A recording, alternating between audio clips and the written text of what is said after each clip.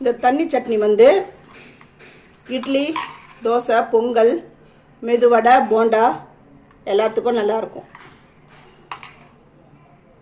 கிராமப்புறங்களில் ஹோட்டல்லையும் செய்கிற தண்ணி சட்னி தான் நான் இப்போ பண்ண போகிறேன். இதுக்கு தேவையான பொருட்கள்லாம் பாருங்கள். நான் வெங்காயம், பெரிய வெங்காயம் நான் கட் பண்ணி வச்சுருக்கிறேன். பூண்டு வந்து ஒரு 5-6 பல் எடுத்துக்கோங்க. பச்சை மிளகா நான் வந்து சிகப்பு மிளகா எடுத்துக்கேன்னா கலர்ஃபுல்லாக வரத்துக்காக நான் இந்த கலர் எடுத்திருக்கேன். பொட்டுக்கடலை, அப்புறம் காஞ்ச மிளகா. இந்த சட்னிக்கு வந்து கொஞ்சம் காரமாக இருந்தால் தான் நல்லாயிருக்கும். இதோடைய ப்ரிப்பரேஷனை பார்க்கலாம். இதுக்கு வந்து எண்ணெய் வந்து கொஞ்சமாக விட்டுக்கணும். அப்புறம் இந்த பச்சை மிளகாவை உடச்சி தான் சேர்க்கணும். நீங்கள் வந்து முழுசாக போட்டிங்கன்னா வெடிச்சிடும். அப்புறம் காஞ்ச மிளகாவும் பூண்டும் இதில் சேர்க்குறேன்.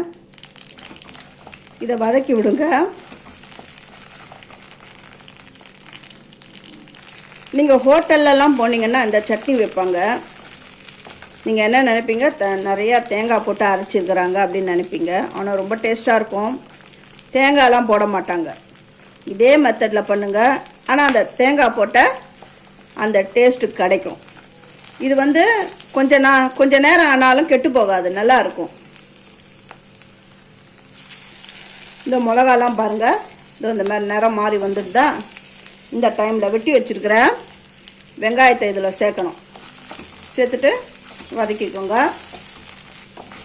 வெங்காயம் வந்து கொஞ்சம் இந்த கண்ணாடி பதம்னு சொல்ல அந்த அளவுக்கு வதங்கணும்.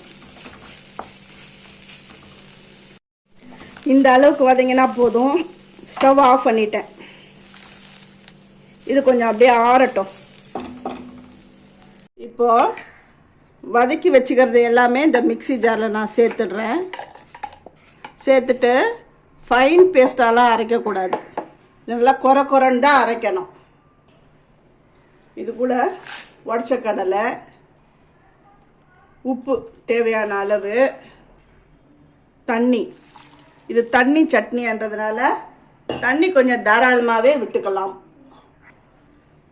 கவர் போட்டு மூடிட்டு நான் அரைக்கிறேன்.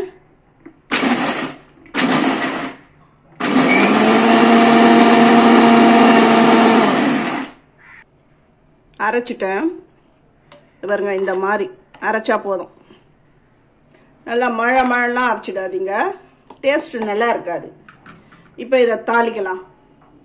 தாளிக்க தேவையான பொருட்கள்: கடுகு, உளுத்தம்பருப்பு, காய்ந்த மிளகாய், சின்ன வெங்காயம், கறிவேப்பிலை, எண்ணெய். சின்ன வெங்காயத்தை நான் சின்னதாக கட் பண்ணி எடுத்துன்னு வந்துட்டேன். அதுக்கு முன்னாடி அரைச்சி வச்சதை நான் இதில் சேர்த்துட்றேன். இதில் ஒட்டின்னு இருக்கிறதெல்லாம் இந்த மாதிரி குளிக்கிடுறோங்க. இந்த மாதிரி குளிக்கிட்டு இதில் சேர்த்துக்கலாம். இதில் சேர்த்துட்டேன். இப்போ உப்பு தேவைப்படுறவங்க கொஞ்சமாக உப்பு கூட போட்டுக்கலாம். தண்ணி சட்னி ரெடி ஆகிடுது.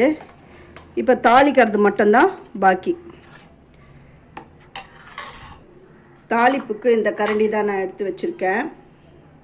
இதுக்கு ஏற்ற மாதிரி எண்ணெய் விட்டுக்கலாம். கடுகு, உளுந்து அதை நான் சேர்த்துக்கிறேன். அது கூடவே 2 காஞ்ச மிளகா, அப்புறம் வெட்டி வச்சுருக்கிற வெங்காயம், சின்ன வெங்காயம், அதையும் சேர்த்து நல்லா வதக்கிக்கணும். ஆனால் பொன்னிறம் வர அளவுக்கு வதக்கிக்கணும்.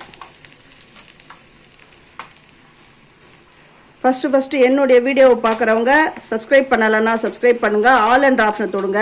அப்போ தான் நான் போடுற ஒரு வீடியோவுடைய நோட்டிஃபிகேஷனும் காட்டும். உங்களுக்கும் யூஸ்ஃபுல்லாக இருக்கும். இந்த வீடியோ பிடிச்சிருந்தா லைக் பண்ணுங்கள், ஹைப் கொடுங்க. அவ்வளோதான், நல்லா செவந்துடுது. இன்னும் விட்டிங்கன்னா தீஞ்சிடும்.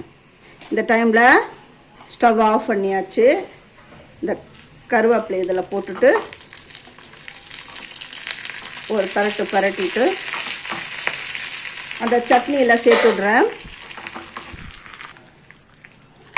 அவ்வளோதான், சட்னியில் சேர்த்தாச்சு.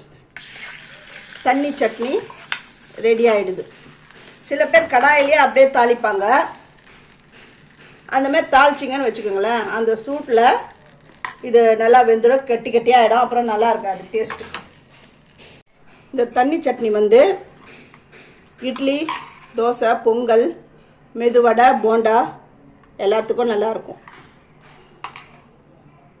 இருக்குன்னு உங்கள் வீட்டில் செஞ்சு பார்த்துட்டு கமெண்ட் பண்ணுங்கள். தேங்க்யூ.